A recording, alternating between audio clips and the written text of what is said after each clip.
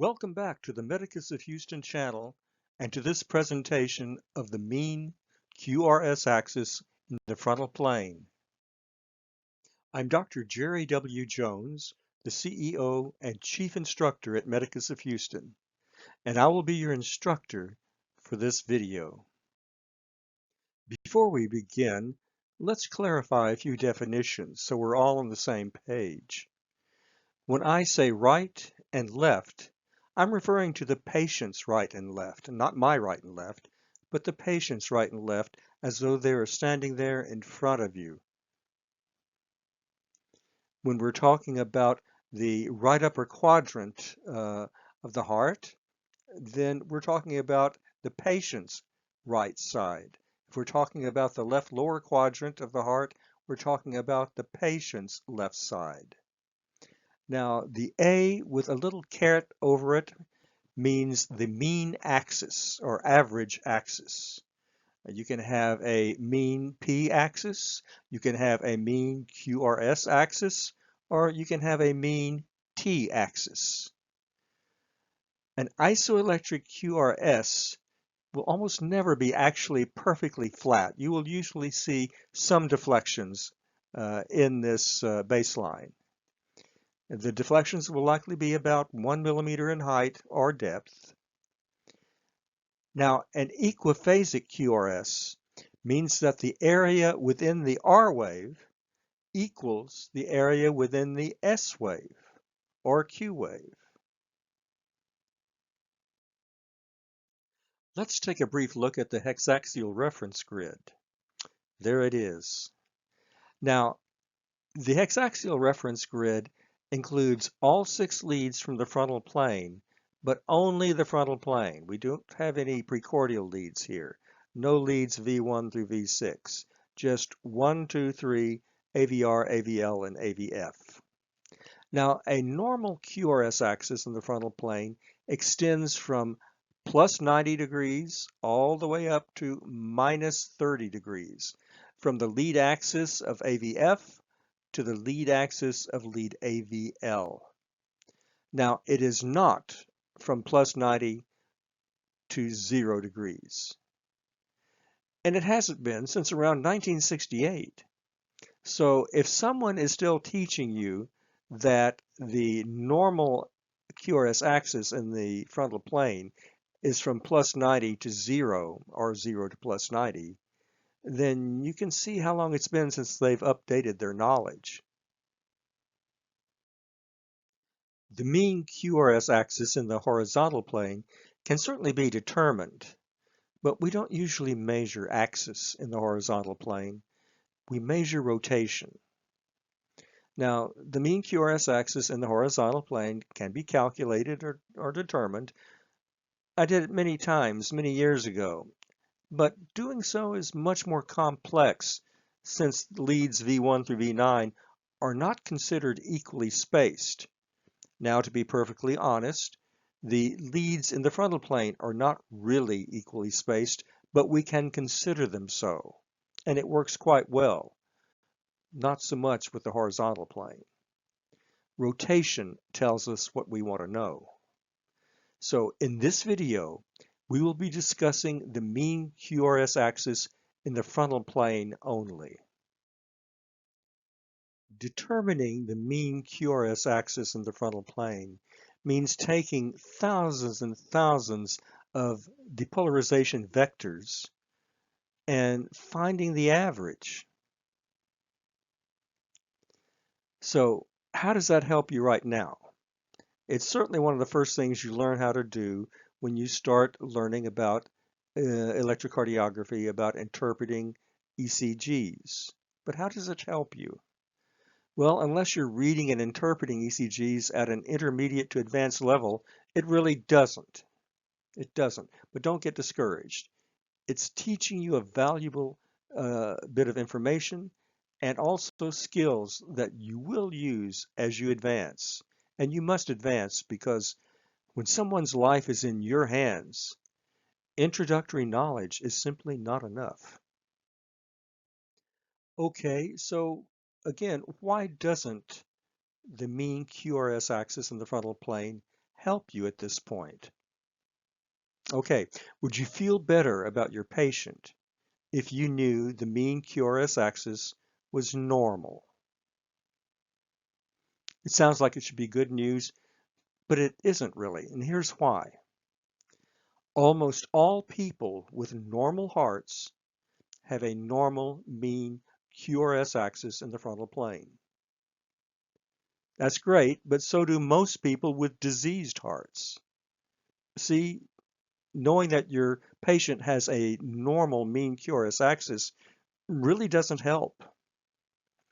However, very, very few people with normal hearts will have an abnormal mean QRS axis in the frontal plane. So the mean axis is more informative if it's abnormal than if it is normal. Okay, let's get down to business. How do you determine the mean QRS axis in the frontal plane? Well, first you determine which lead is the most isoelectric or equiphasic. We'll get into that in just a moment. Then you find the lead that is located 90 degrees from that lead. That lead will represent the approximate mean QRS axis in the frontal plane.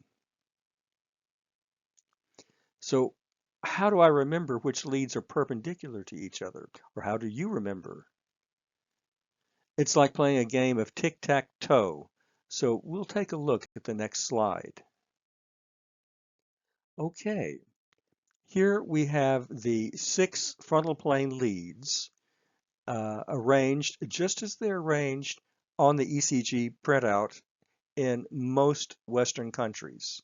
It's a little bit different in some of the countries of Northern Europe, but most everywhere else you will see the frontal plane leads listed as 1, 2, 3, then following that AVR, AVL, AVF.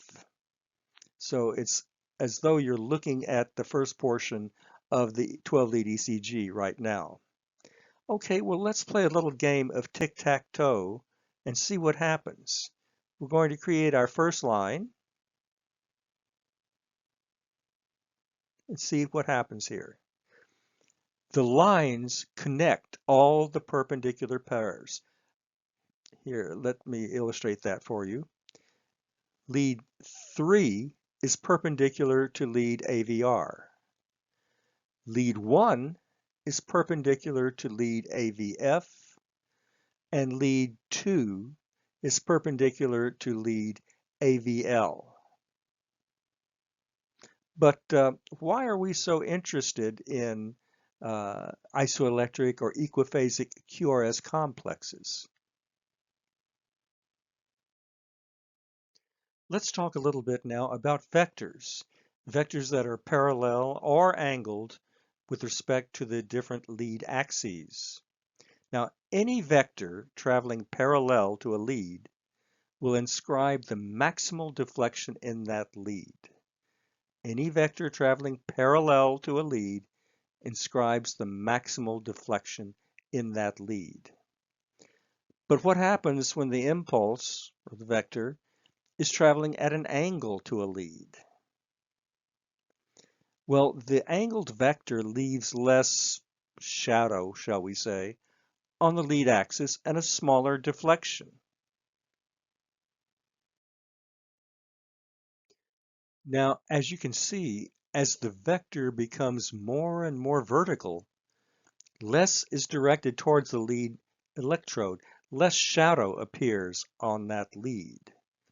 When the vector becomes finally 90 degrees, there is no parallel vector.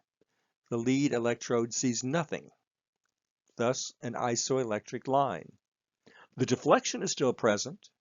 You can see it in other leads, and space for it will remain on the baseline, but you will not see a deflection for an impulse that is traveling at 90 degrees, traveling perpendicular to a lead axis. So why not just look for the largest QRS complex? That would seem to be faster and easier.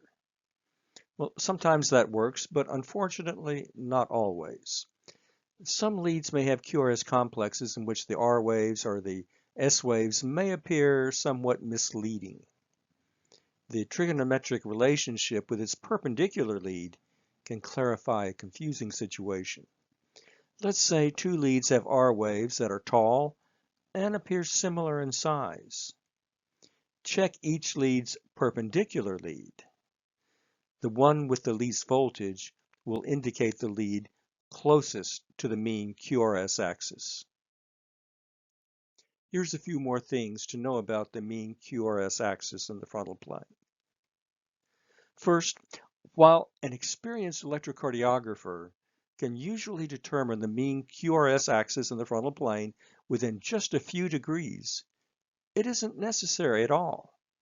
95% of the time that I calculate the mean QRS axis, I simply want to know which quadrant it's located in. Again, the mean QRS axis is not a permanent finding. It can change from time to time. It becomes very important, however, in some cases of chamber enlargement, intraventricular blocks, myocardial infarctions, and ventricular tachycardias, just to name a few. Being able to detect smaller and more acute changes in the mean QRS axis in the frontal plane is often useful when diagnosing an acute cor pulmonale, that is, acute pulmonary embolus.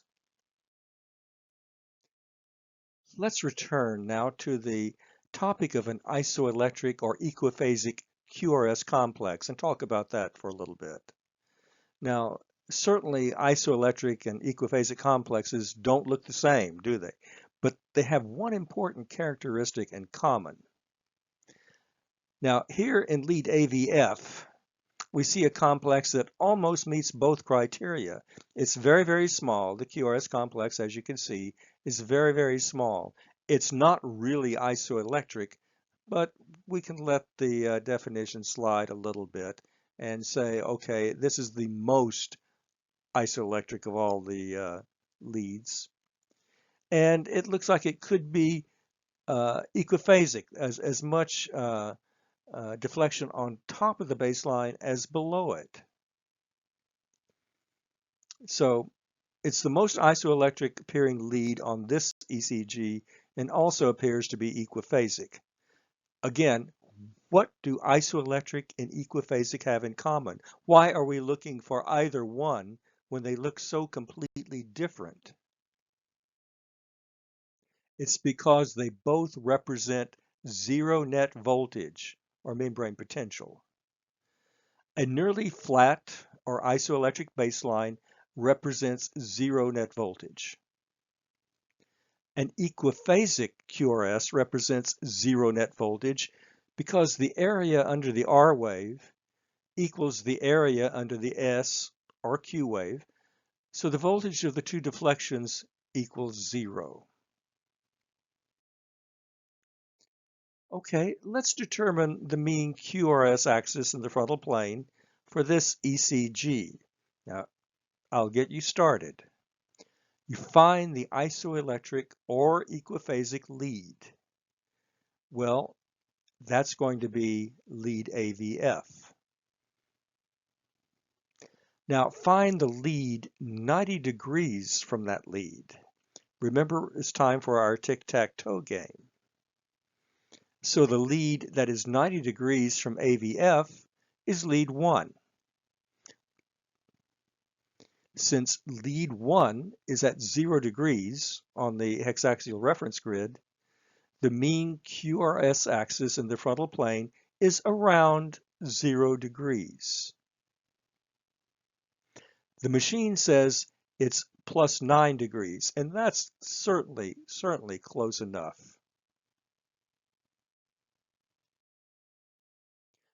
Well, that seemed to go well, so let's try this ECG, and I will help you with this one. Locate the most isoelectric or equiphasic lead in the frontal plane. I'll give you a moment.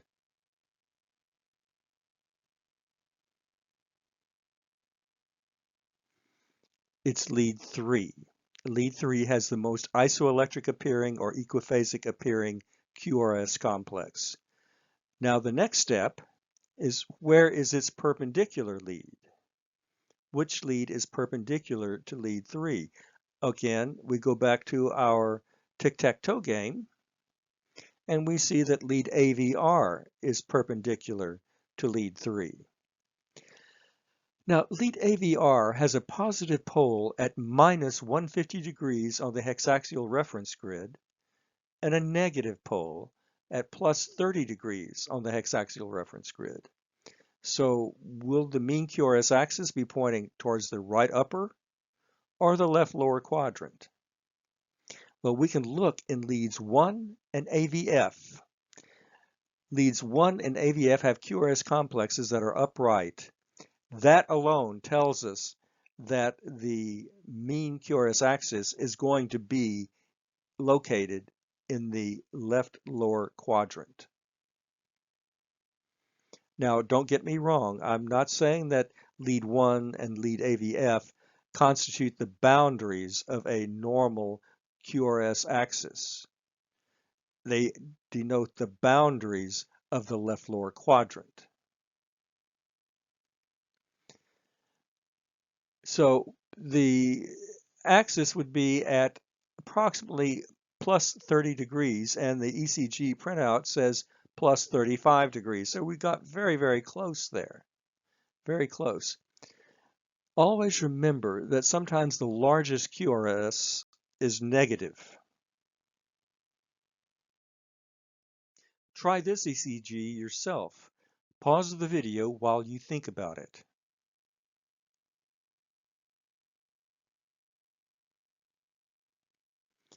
Where is the isoelectric or equiphasic lead? It's in lead AVL. Okay, which lead is perpendicular to lead AVL? Playing our tic-tac-toe game, lead 2 is perpendicular to lead AVL. So lead 2 is at plus 60 degrees, which makes the mean QRS axis in the frontal plane approximately plus 60 degrees. And the printout says that it's plus 65 degrees. So once again, we got very, very close when we only really needed to be in the same quadrant. Now, there's something very important to learn here. If you'll note that lead 2 constitutes the mean QRS axis in the frontal plane, it has the tallest R waves. And lead 2's lead axis is located at plus 60 degrees. What you need to understand is that most QRS complexes, most mean QRS axes in the frontal plane cluster around plus 60 degrees, right around the lead 2 axis. So when the lead 2 axis is acting as the mean QRS axis in the frontal plane, look what it does to lead AVL. Look at the QRS complex in lead AVL. It's almost indecipherable. It's extremely small. It's the closest thing we've seen to an isoelectric complex. Okay, imagine a little bit of ST elevation in lead AVL. Do you think you would notice that? Here's the question. Is the mean QRS axis in the frontal plane normal on this ECG? Pause the video for a few moments to study this, and then when you start it back up, we'll discuss it further.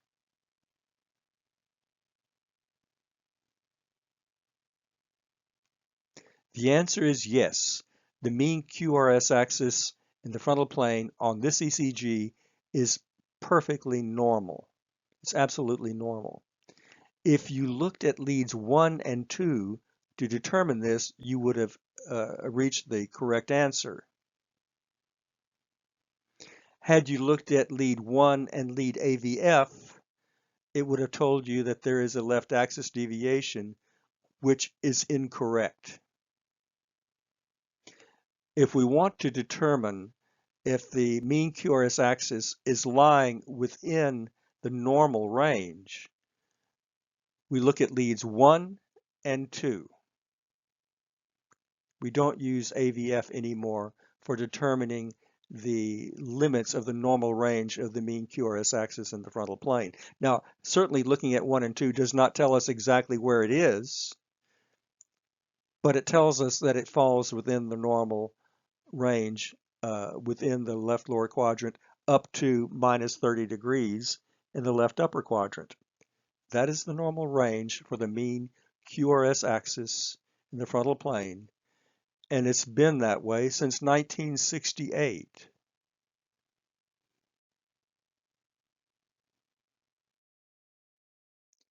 This is Dr. Jerry Jones, and I'm inviting you to come join us in one of the master classes, either the master class in advanced electrocardiography or the master class in advanced dysrhythmias, or both. Each master class is a live 4-day course in advanced ECG topics. This is not an introductory course. It is not a review course. It's designed for those with intermediate ECG interpretation skills. Now, what is an intermediate ECG interpretation skill level? If you have taken the ACLS and understand the ECG portion of the ACLS course, then you're at an intermediate level. The classes are small and limited to a maximum of just 20 participants, plenty of time for individual attention. The classes are also casual, informal, and again, you can ask questions at any time. You do not have to wait till the end of a session or presentation just to ask a question. You ask a question whenever you want. There's up to 10 hours of interactive in-class participation by everyone, and AMA PRA Category 1 credit is available to all physicians taking the course. There are 2 master classes in advanced electrocardiography scheduled for 2025 so far. One will be in Halifax, Nova Scotia, April 21st through 24th at the Homewood Suites by Hilton Downtown Hotel in Halifax. The second will be in London, England, September 22nd through 25th at the Lancaster Gate Hotel, which is near Hyde Park. Do you need to improve your ECG interpretation skills? Well, in addition to my scheduled classes, you can receive private tutoring from me online via Zoom. Visit us at https://medicusofhouston.com or contact me via email at jwjmd@medicusofhouston.com. And feel free to join my new group on Blue Sky, ECG Nerds, and subscribe to my new YouTube channels at Medicus of Houston 7184 or at ECG Prof.